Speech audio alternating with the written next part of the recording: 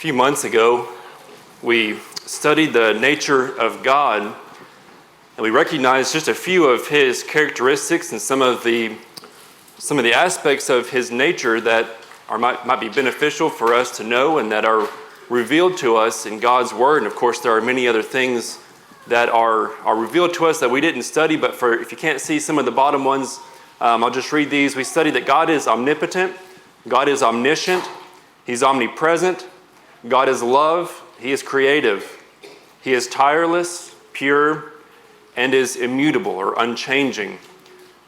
This is the God that we serve, and He is truly a wonderful and an awesome God. And we can't really put into words how incredible and how wonderful it is to serve a God that we do. But shortly after that, I believe Mark Purcell in a prayer, he says something that really caught my attention, and I really appreciated what he said. It helped kind of put some things into perspective for me, and it spurred me to study then the nature of Satan. He said something along the lines, it was a few months ago, but he said, recognizing that everything that we do is either a victory for you, being God, or a victory for Satan. And this really had an impact on me when he said that, and it really got me to thinking about every action that I take, and that really is a very simple and a very true way to think about our lives.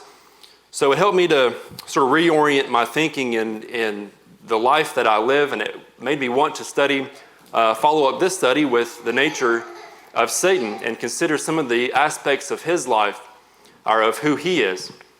Now, of course, a study on Satan, the intention, the reason to do this is to help prepare ourselves to combat him, to withstand his temptations.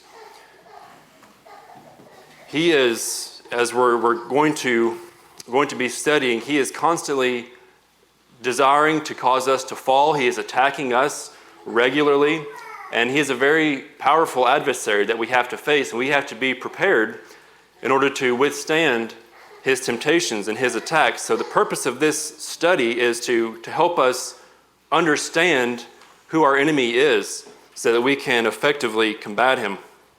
Now, this is going to be, I hope, a fairly scripture-heavy study. I want to try to avoid some of the conjecture that men have sort of created about Satan. And really, whenever you consider and study anything in the spiritual realm, things really can kind of get out of hand very quickly. And it's somewhat understandable when we look at the scriptures and we see what is revealed to us. There are maybe some gaps in the information that we would like to know. And as I began studying this, there were a lot of questions that I had that I really would have loved to have the answers to. And that's really the case with any study. There are always things that we want to know more about, but God reveals to us everything that we need to know.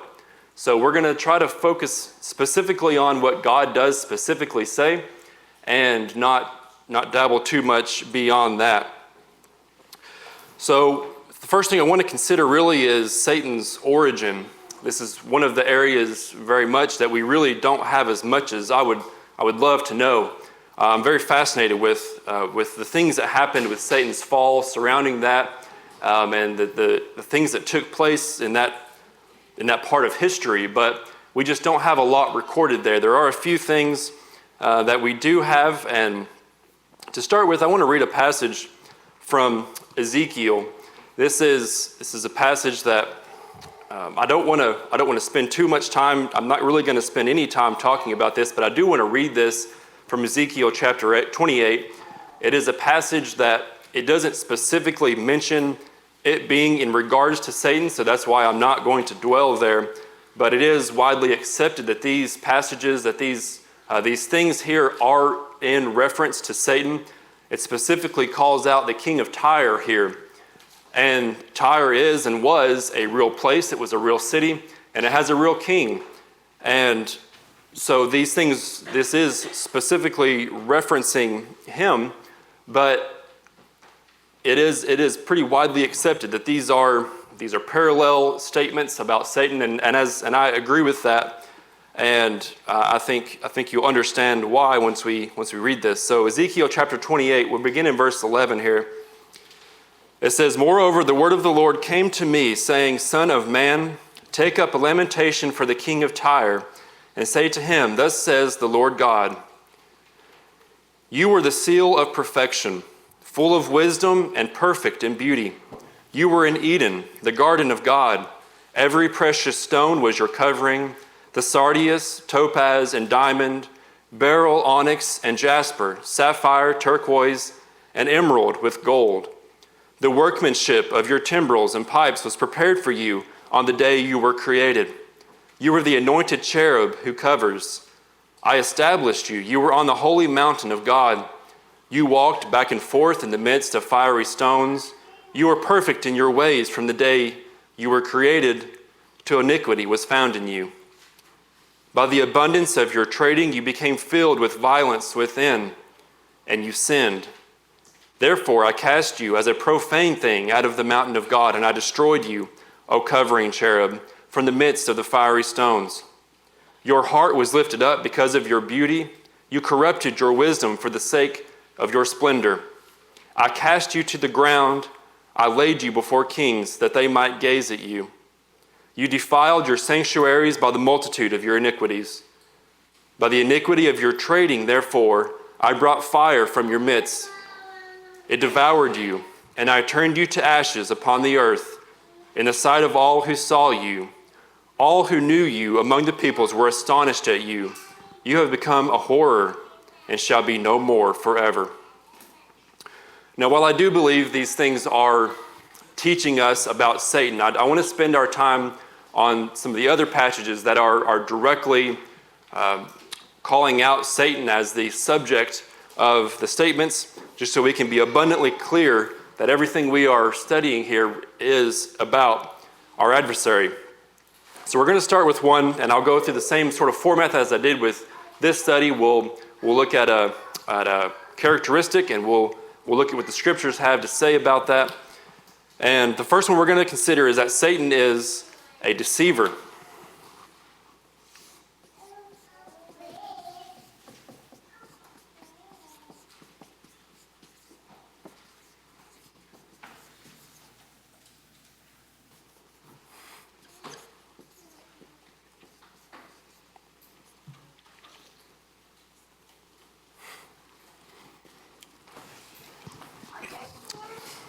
I wanted to go through this in this way where we sort of reveal things as we go along. For me, that helps, when it's done that way, it helps me sort of stay focused and sort of anticipating what the next thing might be, but hopefully it doesn't come back to bite me with trying to get these things spelled out.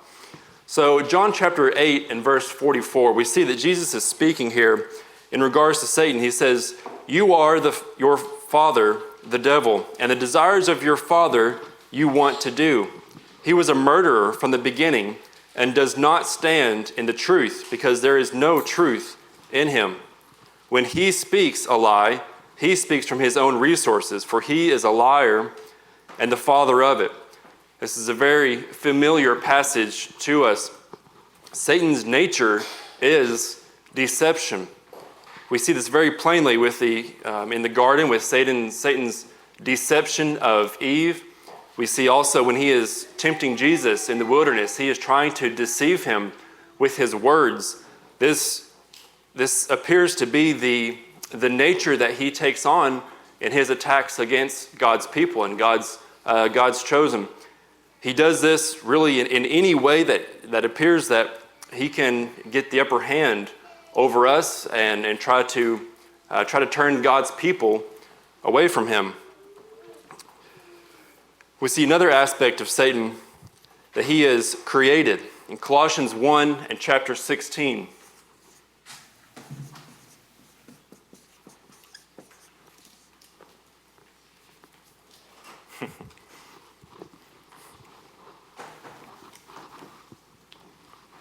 We'll just do this one in reverse order here.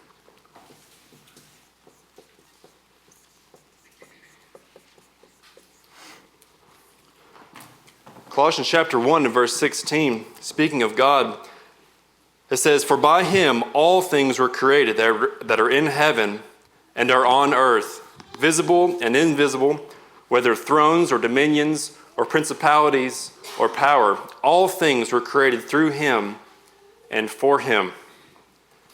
We see here very clearly, it's laid out very simply that everything was created by God. This will include Satan, his angels.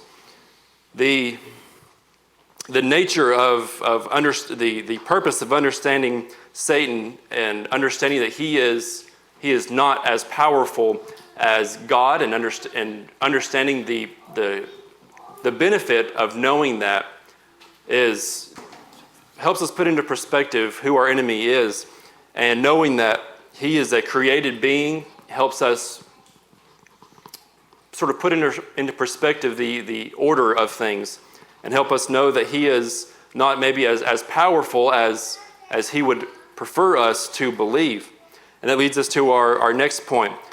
Satan being created by God, this shows us and proves to us that Satan has limited power.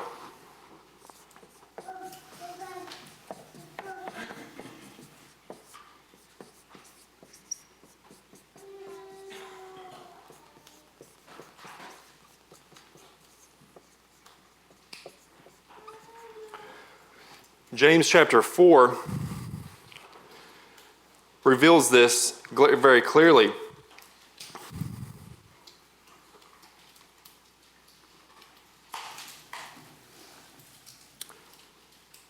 It says, "Resist the devil, and he will flee from you."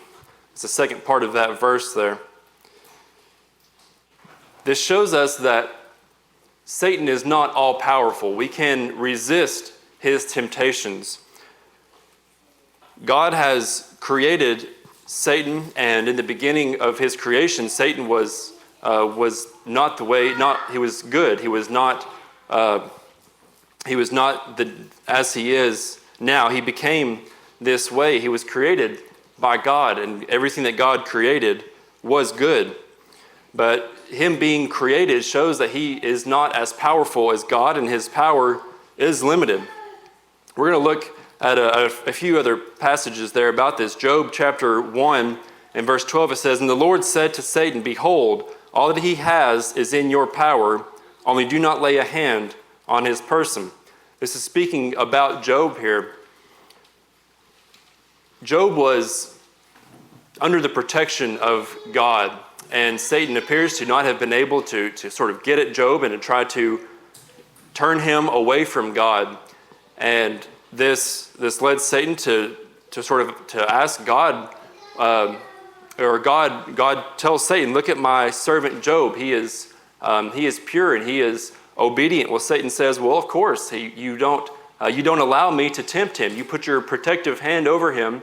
Of course, he's going to be obedient to you." So God tells him there that he releases his protection over Satan and over Job, and allows Satan to tempt him. So this shows us that God has control over Satan still. Skipping down to Job chapter 2 and verse 6, it says, "And the Lord said to Satan, Behold, he is in your hand, but spare his life." Again,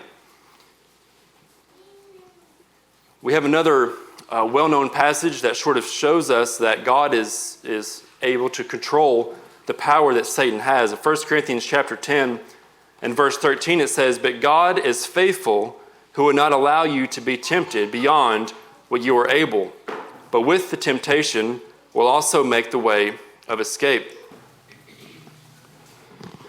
So as I was going through this part of the study really sort of raised a question for me, and it's something that I've sort of considered it in the past. But going through this, it brought this question back up for me of why would God allow Satan to have any control, any power at all? We see that God has created Satan, that God allows him to have some power within the earth. But why would God allow this to happen at all? And this is This is somewhat of a difficult question when we just sort of take this on the surface and ponder that, why this would happen. And I've tried to not skirt around some of these difficult questions more or less, and the reason for that is if I don't have a ready defense for a question like that and I'm approached with that question, then I won't be able to help another person deal with that. And especially now that I have children, these questions are going to arise. That question is going to be sort of put into their head, if you will, and they're going to have that question. If I don't have an answer for that, then someone else will, and I might not like the answer that they are given. So I need to be prepared to handle that question for my children and for anyone else. And I encourage us all to be prepared with some of these difficult questions that people might have. And if we don't necessarily have to have all the answers right away. If it's best if we can, but if we can't, take them aside and study it with them, or get back to them at a later time, or maybe study it with a member here that you're confident in their knowledge, and you can study that with them to help get these answers, because these are important questions that can lead people astray or can cause people to not follow God as they should. So it's important that we do study these difficult things.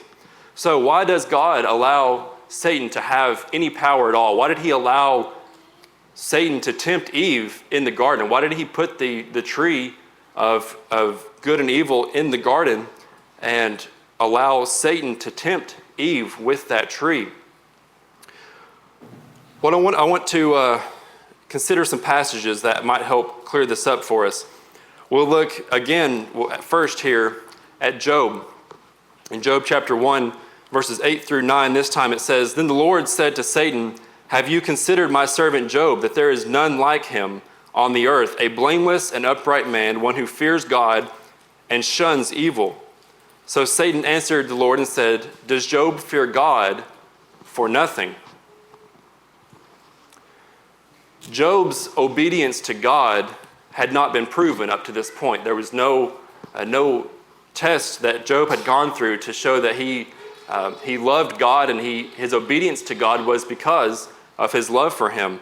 God had protected him, and it appears he had never been heavily tempted beyond at all.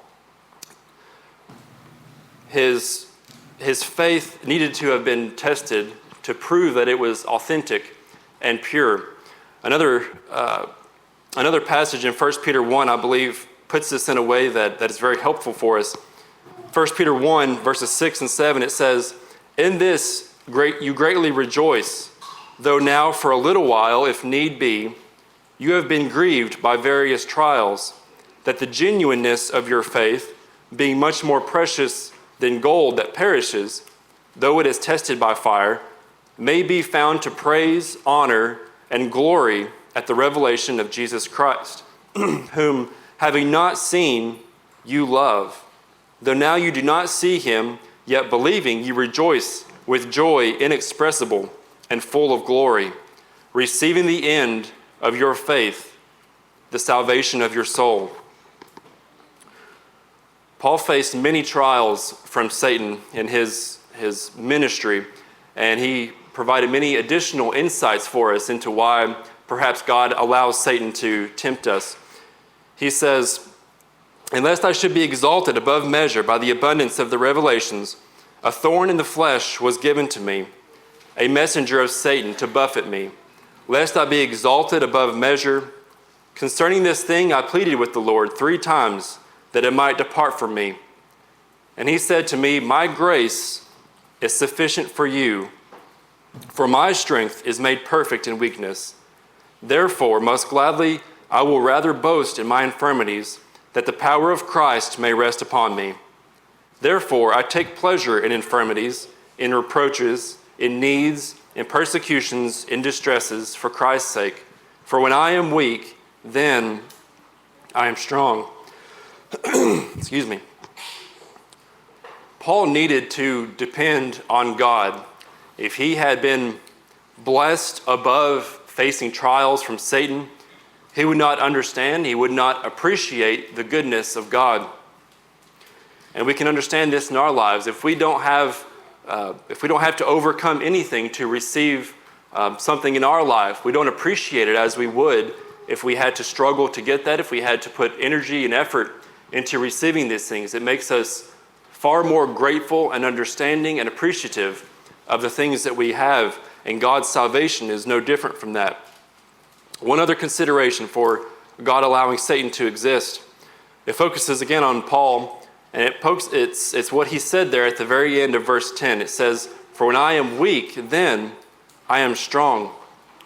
Withstanding these temptations strengthens us, and it makes us better. One final passage to consider here for this. James chapter 1, verses 2 through 4. It says, "My brethren, count it all joy when you fall into various trials, knowing that the testing of your faith produces patience. But let patience have its perfect work, that you may be perfect and complete, lacking nothing." This really is a fairly basic concept if we try to put aside the difficulty and the complexity of that people try to put on this. We can understand this with anything else, but when it comes to Satan and the temptations that we face, people try to make this more difficult and more complex than really it is. When things get really stressful for me and there are challenges that I'm trying to overcome, if it's the kids are being difficult and I'm trying to help deal with that situation, or if there's an issue in our marriage that I'm trying to sort out, different things, just different aspects of life, when all of that sort of comes together and we get really stressed out, it can be these sorts of things can become questions in our minds, and for me, I might look out in nature and see animals or see something in nature, and I just think, man, they've got it made. They have a very simple and an easy existence. All they have to do is survive. They don't have to face all of these challenges that we face as people. And then I'll stop and kind of go down that rabbit hole for just a brief time, and I very quickly make my way back, and I'm grateful that I have free will and a consciousness, and that we are as God created us. But there are times where it seems so nice to just have the simple existence of some of God's other creation. But it's really hard. Biologically, we want things to be easy and simple. We want to just be able to survive. We want to have been created and have a simple life, and then live eternally. That's sort of at the base level. That's sort of our nature biologically, but it's not what's best for us to just have everything handed to us. We need to struggle. We need to persevere. And we need to grow and strengthen. And one final example, just sort of loosely, we can see this and understand this very clearly when it comes to our children. Children, if they want us at certain times in their life, they want us to just do everything for them. They want us to prepare their meals and cut it up for them and feed them and put their clothes on, take their clothes off. They want us to do every part of their life. They get very lazy at certain points, and we know as parents that we have to teach our children to take care of themselves. They have to grow, and they have to do things on their own to be the people that they can be. And it's the same with us as Christians and as God's people. We have to learn how to obey God and withstand temptations. We have to be the strong people that God has created us to be. And this is the best thing for us, even though at times it's difficult to understand and difficult to appreciate, but it is what's best. Well, kind of moving on from that, it's really not probably too surprising to us that God does have that power and that control over Satan, even though he allows him to have his limited ability. It's not too surprising that God is more powerful than Satan, but we don't always think about us being more powerful than Satan as well. I want to read again that passage there in James chapter 4, the second part of verse 7. It says, "Resist the devil, and he will flee from you." Satan will flee from us. We can withstand the temptations of Satan. If Satan was all-powerful, he could just control us and force us to sin against God. But he does not have that power. Only we have the power to sin against God. He might tempt us to do that, but we have control over our life, and we have the power over Satan in this way. Another consideration of Satan's nature is that Satan is a pretender.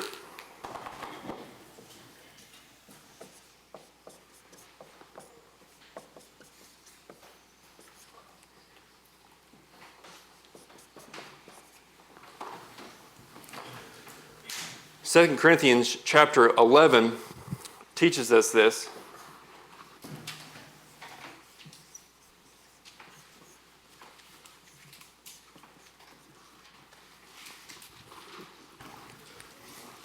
Verses 14 and 15, it says, "For such are false apostles, deceitful workers, transforming themselves into apostles of light, into apostles of Christ. And no wonder, for Satan himself transforms himself into an angel of light. Therefore, it is no great thing if his ministers also transform themselves into ministers of righteousness, whose end will be according to their works." This is an aspect of Satan that we understand very well. Satan putting on the appearance of good and in an attempt to lead us into trials and into sin. There are many false teachers who put on the sheep's clothing, but really they are wolves in sheep's clothing, as the Bible tells us. And this is one of the most probably successful means that Satan uses against us. He makes us trust that a situation is good, or that a person is telling us something that is of God. But if we don't prove those things and test them, we are not going to know confidently that they are. And if we don't, we could be led astray. And that is what was happening there, and it certainly happens today if we don't know the truth and study it and prove it. Another, Satan is a predator.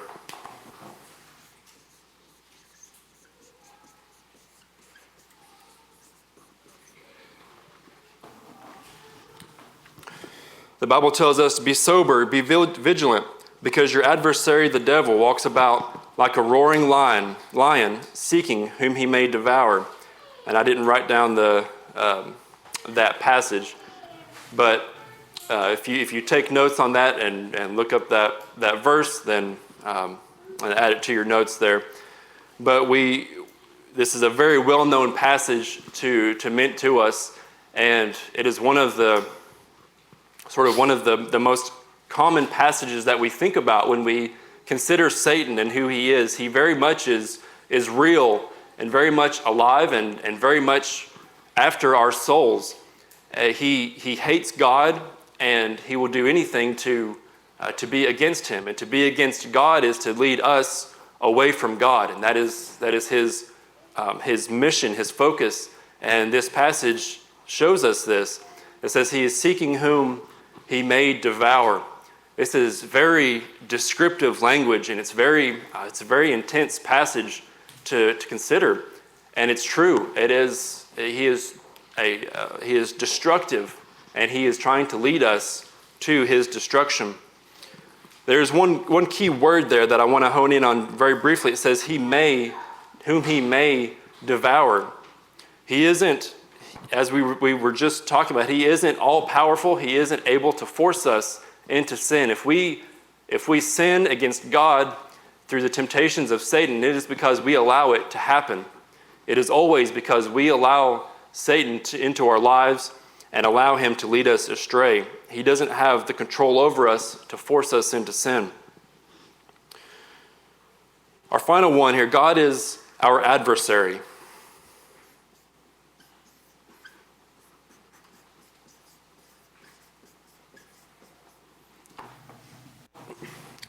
1 Peter chapter 5 and verse 8.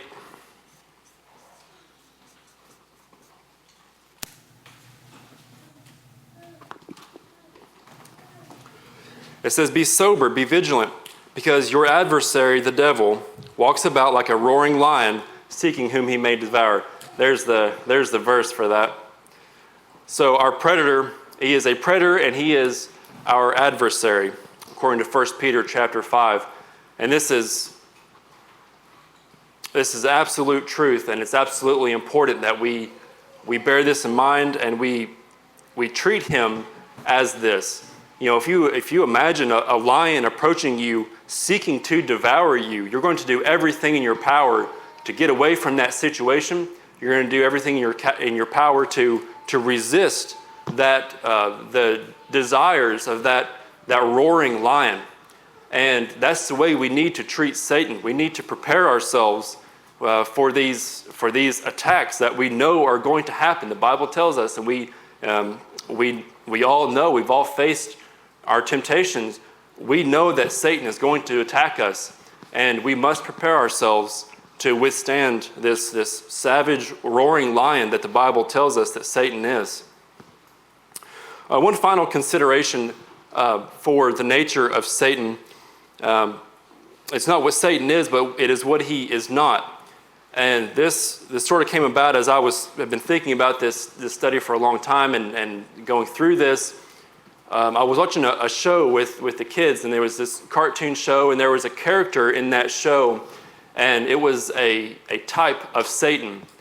And it was very clearly that was the intent for this specific character. The character's name was Hades, in fact, in the show. So we were watching that, and as it was going along, it sort of portrays this character as misunderstood. There was things that had happened in his past, and as the show goes on, more things are revealed, that there was reasoning behind what happened, and it sort of tried to portray this character as not what he really was, and it sort of tried to soften the character that he had. And this is not the nature of the Satan that is real and that is true. He is a roaring lion seeking to devour us and consume our souls. He is not misunderstood as society might try to portray him to be. In conclusion, I really liked our brother Ed's points this morning as he was going through that. Of course, I've been thinking about this, and as he was going through that, I realized how well these things sort of went together. So I want to circle back, and I want to read through the list of the points that he put together in his lesson this morning.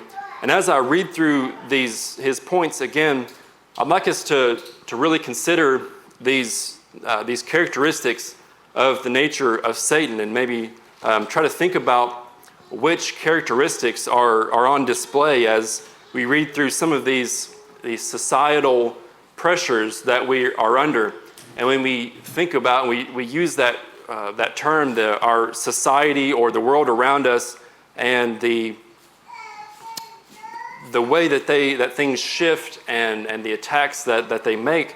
This is the works of Satan. The way things are twisted and altered, that is the very nature of our adversary.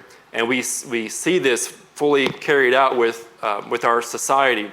So really it's not the people, it's not the society that is the problem. It's Satan using society against us and trying to lead us astray with the pressure of it. So I want to read again through this list of 11 things that our brother Ed brought forward this morning, and just circle back to that, and as we conclude here. The first one: it doesn't matter how a person worships as long as they are sincere. The cup is not the new covenant. Baptism is not essential for salvation. A person is saved by faith only. The Lord might reveal a new doctrine in a vision to a person. God will not destroy the world, but will restore it to its original condition. God will not send anyone to an everlasting torment. When you die, you just go to sleep and it's like you were never born. You don't go to church. You don't have to be a member of the church to be saved. You don't have to go to church. It doesn't matter when you believe, no matter what you believe, as long as you are a good person.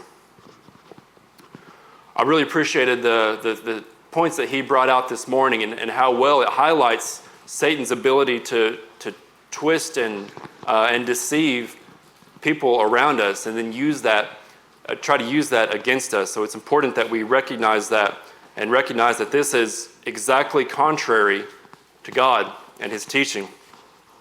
That'll conclude the study for this evening. I hope this has been beneficial in helping us prepare our minds to face Satan and the attacks that we know he is going to be making against us. We never want to conclude without extending the gospel invitation. If you're here and you need to become a Christian, now is a convenient opportunity for you to do that. Or if you're here and you've allowed Satan into your life, you've not withstood his temptations and not followed God as he instructs us to do, we offer this time as well as a convenience. Or if you need the prayers of the church, we invite you to come as we stand and sing. We really appreciate you watching this channel and supporting the Chapel Grove Church of Christ YouTube page. I want to ask you a quick question. Do you want to help in a big way spread the gospel and help this channel succeed? All you have to do is click the subscribe button, click a thumbs up, and then share it with a friend. Share it on social media, share it on text. However you do it, just share it for other people to see. It helps the channel grow, it helps the videos get out there, and it helps spread the gospel in a really easy way that has a big effect. Thank you for supporting us, and come back for more videos.